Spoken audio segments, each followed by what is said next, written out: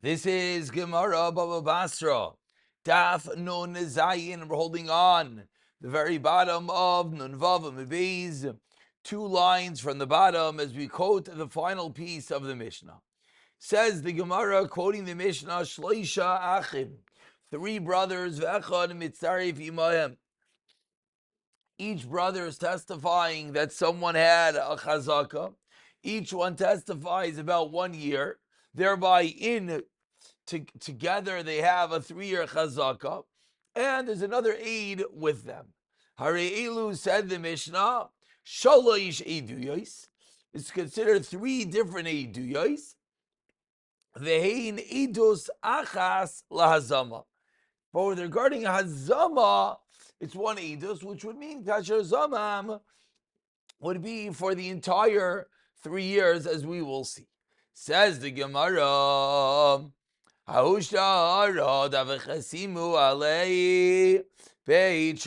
excuse me. There was a shtar, there was a document that was signed upon by 2 people. One of the 2 people died. So now the problem is, in order to be mekayim this shtar, you need to bring the eidim that signed on the shtar that can testify that these are their signatures, etc. The problem is, one of them is no longer around. So how do you perform kiyum? Asa achua dahai, the brother of that guy, the brother of the witness that is alive, comes forwards. V'chad achrina, and another person with him, to testify on the dead aid's witness. So now we have the aid that's alive that he can verify his own witness. And now we need 2 aidim on the second witness. Where are 2 aidim? His brother, the live aid's brother, together with another aid, are mekayim, the aid that died witnessed. Says the Gemara, and obviously the question here is, at some level, we have a person and his brother testifying on a shtar. Again, Reuven and Shimon. Reuven is alive, and Aid Yitzchak is no longer. So now Reuven testifies in his aid. Now we need someone to testify about Aid Yitzchak. So Reuven's brother Shimon testifies on him with another person. So now at some level, we have Reuven and Shimon, 2 brothers, certifying this document. So Savar Ravina 4 lines down, Ravina Tholim Hainu Masni. So this is very similar to our Mishnah. Gimelach, and that we have a case of brothers. That just like in our Mishnah, what do we have? We have brothers, and we have an outside party that's mitzaref that combines with them, and we said in the Mishnah it's good. Savar Ravina, that this is the same thing, that we have brothers, but we have an outside person combining with them, so it should be good, and therefore it could verify the shtar. Amli Rav Ashi, says Rav Ashi, no. Mi dami.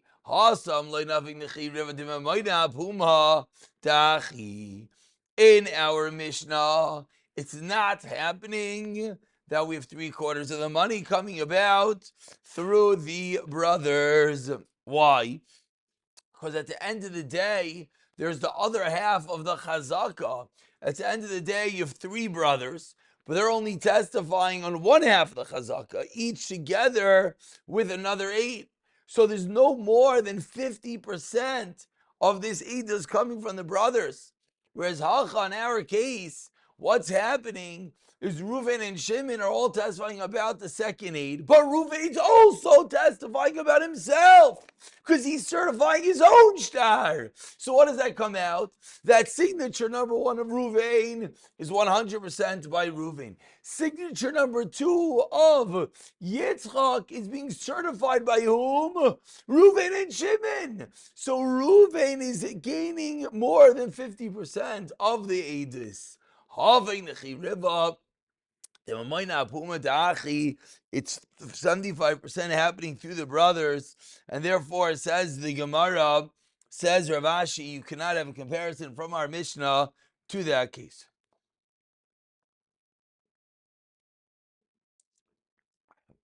And that ends the comparison between the Mishnah. Says the Gemara, you have no raya. Continues the next Mishnah, halfway down, Nun Zayin Amud Aleph. How do you create this chazaka? This chazaka of Shalish Shanin that we've been dealing with extensively. Elu Dvarim Sheishem Chazaka. The following activities is considered a chazaka. Velu Dvarim Shein Lem Chazaka.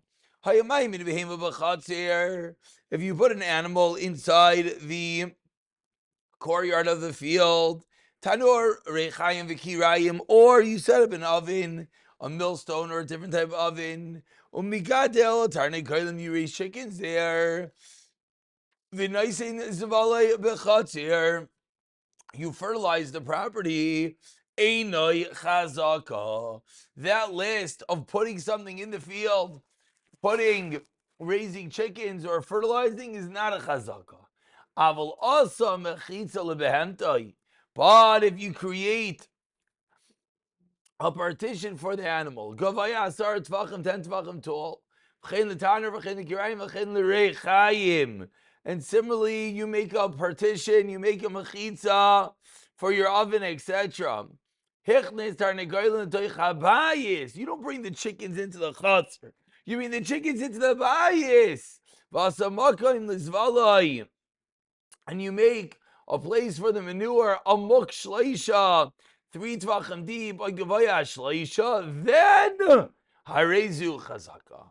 So the simple act of putting an item there would not be enough, but creating a partition, a mechitza, with such an act would, yes, work. So says the Gemara,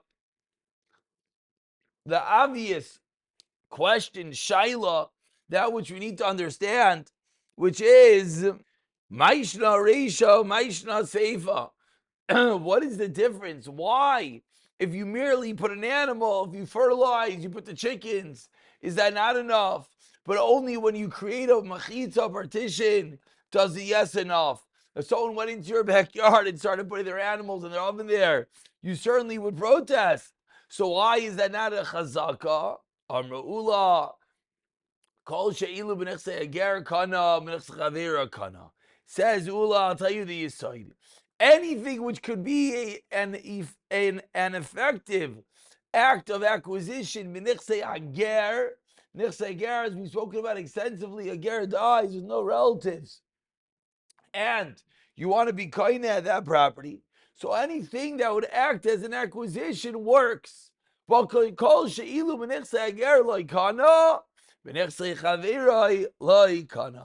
therefore, the first list of items will not be enough. Now, how this answers the question is a good point, because the whole question was that, wait, you wouldn't let someone come to your backyard and do these things. So it seems that Ula is explaining in a chanami, but only something that would affect an acquisition is something you'd protest. If not, if you know the guy doesn't have a kinyan, it's not really something that in a general acts as an act of acquisition. In general, it's not a kinyan by just putting your animal in someone's chutzner, then it would not be enough over here. Says the Gemara, 1 second, 3 lines at the bottom, Maskiv law. Rav Sheishes, Uklalu. Ask Rav Sheishes, this a rule that we just said? Vari niyar, ager kana. If you do an act of plowing a field which works by a ger, and yet, similarly, eating the peiros certainly is an act of chazaka, and yet, so proves our sheishes that Ula, you got it wrong. It's not the same halachais as nechse ager. Ela Amarav Nachman Amarav Ravua. A noob shot as we turn over to Nun Zayin Amid Beis. Halcham. Ve'chatzer ashu tafim askinan. What are we discussing in our Mishnah when we try to figure out in what capacity there is a kinyan? We're discussing a case in which it's a chutzner belonged by more than one person, and therefore the behamada kidi loy hikati. They're not makbid if you merely put something into the field, into the chutzner, the oven, the animal. However, what are they yes makbid on? A machitza kapti. They're not going to put in a machitza. Says the Gemara, really? But mother kidi loy kapti. But tonight we learned in the Mishnah, hashudavish and other anazah partners that said you can't get benefit from one from the other. Asurim because the chutz. You're not allowed to enter. So clearly they're yes makbid about merely entering into others' property. Elam Rav Nachman Rav Uacha Berachava Shalacharei Batem Askinon. We're not dealing with a regular chutzner. We're dealing with the area behind one's house. In that area, so that's teretz number one of the Mishnah. That even though the Mishnah used the word chutzner, we're not talking about a classical chutzner, but rather we're talking about achayre batim askinon. The pshat of Rav Nachman Amar Rabba Bar Avua. Comes along Rav Papa with the second pshat. Rav Papa Amar Aydvaydi v'chutzner as shutafin. When it comes to a shayla mamanis, then lekula gabi isura. When it comes to iser, when you're neider hana, then we're going to be more machmis. So just because we say that if one is a partner, you can't enter into the other's rishos, that is not a raya to the way that you make a kinyan in a monetary dispute. And a third shot, Ravina Amar Leilam Leikapti. V'amani Rav Eliezer, he in our Mishnah is Shittas Rav Eliezer that holds the Tanya. Rav Eliezer Aimer. Afilu Vitur Aser b'Moider Hana. Says Rav Eliezer, when it comes to Moider Hana, even being stam mevater, giving in, is forbidden. So we see that Nedarim are held on a different plateau, and that's the reason why you would not be able to ask from the case of Moider Hana, a 2-hour case. So 3 different ways of learning the Mishnah. Says the Gemara, Amar Rav Yochanan Mishum Rav Bina, V'chol shutafin ma'akvin zeh chutz min akvisa. When you have partners in a joint ownership item entity, you can prevent ma'akev zeh chutz. What are you not able to prevent? Kvisa. Even if one of the partners doesn't want, you're allowed to do laundry. Why? It's not normal for Bnei Yisrael to wash their clothes in public, and therefore, and as much as you might not be happy, that is one thing that a partner would not allow another one to do, is to wash the clothing in a neighboring courtyard. The reason being that we want to keep the dignity, the kavod of the Bnei Yisrael. Says the Gemara, Vaytanena Marais Bra. Says the pasuk in Yeshaya, when it looks away from seeing evil. Amar Rav Chia bar Abba she'ein mistakel b'nashim b'shashem edzal kvisa. This means that one does not gaze at women who are bathing, who are washing their stuff by the river. You go by the riverside and there's some women there doing the laundry, you make sure not to look. Keichi dami, says the Gemara, what's the case? Idi gedarka achrita rashu. If there's another way to walk, and you purposely walk down this road in which there are women that are in a compromised fashion, they're doing the laundry, they're not dressed properly, so you're Russia for walking there. Why did you go down that road? So why are we saying Stam, it's like a maila not to look? And he deleka darka achrina, then anasu. So what do you want from the guy? He has nowhere else to walk. So why are you telling me that oitzemena maros bra? Says the Gemara, very important yisoid when it comes to Shmir Seinayim. About 12 lines from the bottom. La'olam deleka darka achrita. There's nowhere else to go. Va'afilu achi. It's so important not to see something inappropriate.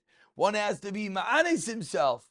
one has to force and push himself not to look. And this is such an important line, because in today's world, of course, there's places that one needs to go, and there are sites in those areas. So one might say it's an eines. It is. And even still, one is obligated to force himself not to see such sites. How long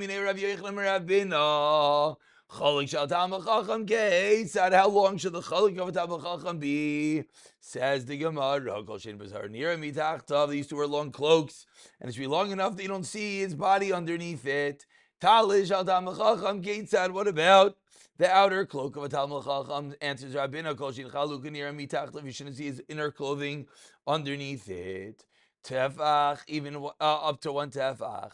Shulchan shel Talmid Chacham keitzad, 10 lines to the bottom. Sheni shlishi gedil. 2/3 should be covered with a cloth. Ushlish geloi, and a third uncovered. V'alav, and on it karois yerek. On it, the dishes and the vegetables should be placed on the uncovered section, and then they'll pull it down where they eat on the covered tablecloth. The table's ring should be on the outside. This is where the table would utilize to hang up when it's not in use. So that should be away from the people sitting and eating. Ask the Gemara, Vatanya tabata mibifnim, like Kashadika Yenuka deleka Yenuka. If there's a child, then when there is a child, the ring should be on the outside. When there's not a child, then the ring is on the inside, so as to not have it that the waiter should knock into this ring. This ring was an item that they used to hang up the table again. So depending on whether it's a child, when there's a child, the ring is placed on the outside, so the child will not play with the ring, shake the table. But if there's no child, then you place the ring in the inside so that the waiter does not get hurt. When there is a waiter, if there's a waiter, you want to be careful that he doesn't have this ring sticking out of the table to hurt him. During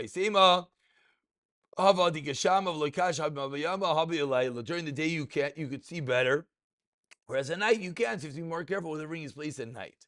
Says the Gemara, and what about the table of an Amaretz?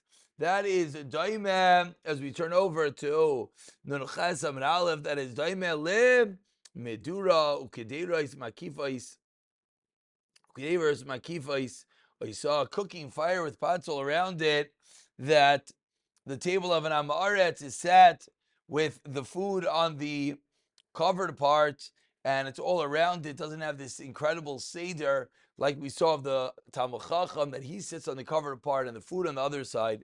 We'll pick it up from here. B'siyata dishmaya.